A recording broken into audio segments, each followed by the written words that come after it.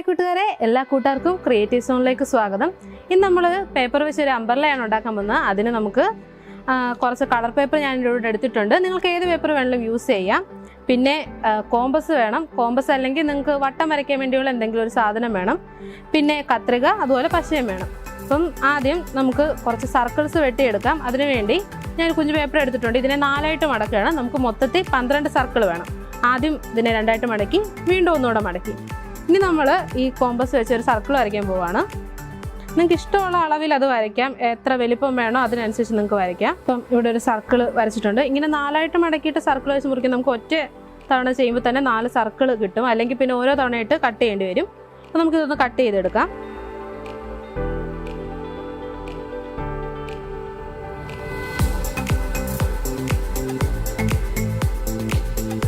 നമ്മളിവിടെ കട്ട് ചെയ്തെടുപ്പോൾ നമുക്കിങ്ങനെ 4 സർക്കിൾ കിട്ടിയിട്ടുണ്ട്.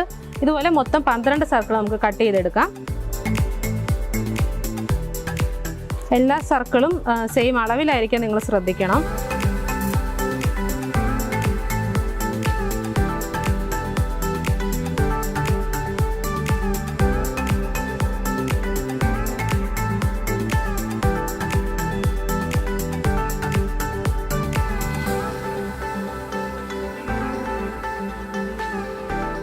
അപ്പം നമ്മളങ്ങനെ മൊത്തം 12 സർക്കിൾ വെട്ടിയെടുത്തിട്ടുണ്ട്. ഇനി ചെയ്യേണ്ടത് ഒരു സർക്കിൾ എടുത്തിട്ട് അതിനെ നേരെ പകുതിയായിട്ട് മടക്കുക.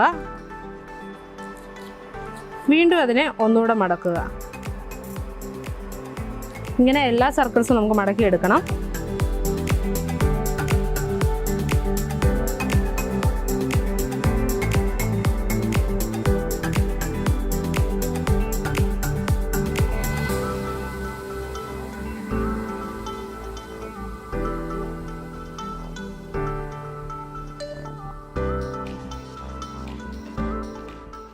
നമ്മുടെ എല്ലാ സർക്കിൾസും നമ്മളിങ്ങനെ മടക്കിയിരിക്കുകയാണ്. ഇനിയും ചെയ്യേണ്ടത് ഈ സർക്കിളിനെ തുറന്നിട്ട് ഇതുപോലെ ഇങ്ങനെ ചരിച്ച് ഒന്ന് പശ തേച്ചിട്ട് നമ്മളിതൊന്ന് മടക്കി കൊടുക്കണം. അതിൻ്റെ ഉൾവശം ഇങ്ങനെ മടങ്ങിയിരിക്കാൻ വേണ്ടി അങ്ങനെ എല്ലാ സർക്കിൾസിലും നമ്മൾ അങ്ങനെ ചെയ്തെടുക്കണം. നമ്മളെല്ലാ പീസും അങ്ങനെ ഒട്ടിച്ചിട്ടുണ്ട്. ഇനി ഈ എല്ലാ പീസുകളും തമ്മിൽ നമ്മൾ ഒന്ന് ഒട്ടിച്ചെടുക്കണം. അതും നേരത്തെ ചെയ്ത പോലെ തന്നെ പശ ഇങ്ങനെ ഇതിൻ്റെ ഒരു സെൻറ്ററിൽ നിന്ന്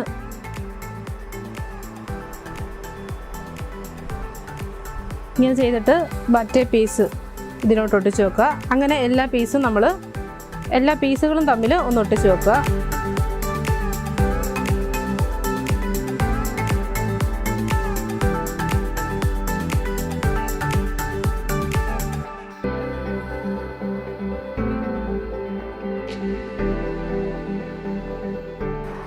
ഇനി ഈ തുറന്നിരിക്കുന്ന ഭാഗം വെളിയിലോട്ടാക്കി വെച്ച് ഒട്ടിക്കാൻ നിങ്ങൾ ശ്രദ്ധിക്കണം.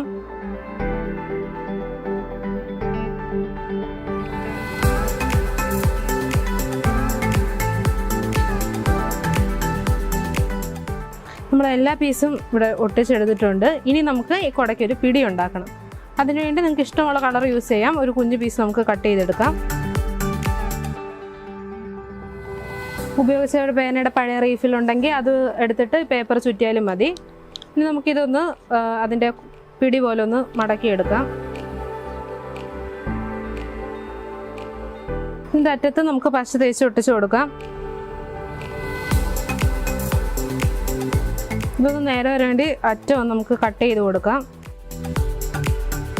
ഇനിയും നമ്മൾ നേരത്തെ ചെയ്ത് വെച്ച പീസെല്ലാം ഒട്ടിച്ച് വെച്ചതിൻ്റെ ഇതിൻ്റെ നടുക്കായിട്ട് പശ തേച്ചിട്ട് നമ്മൾ ഈ പിടി ഇവിടെ ഒട്ടിച്ചു കൊടുക്കുകയാണ് ചെയ്യേണ്ടത്.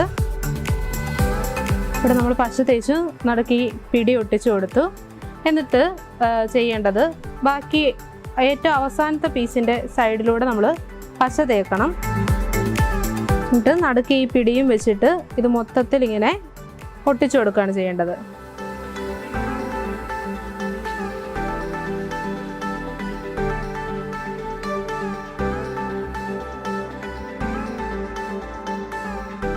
നമ്മുടെ കുട ഇവിടെ റെഡി ആയിട്ടിരിക്കുകയാണ്. ഇനി ഇതിൻ്റെ അറ്റത്ത് നമുക്ക് ജസ്റ്റ് ഇതൊന്ന് വളച്ചു കൊടുക്കാം. ഇത് നേരത്തെ ഞാൻ ഓൾറെഡി ഉണ്ടാക്കി വെച്ചിരുന്ന കുടയാണ്. ഇതുപോലെ പേപ്പർ വെച്ച് നമുക്കിങ്ങനെ കുഞ്ഞു കുടകൾ ഉണ്ടാക്കാം. അപ്പം പുതിയൊരു എപ്പിസോഡിലേക്ക് കാണുന്നവരേക്ക് ബൈ.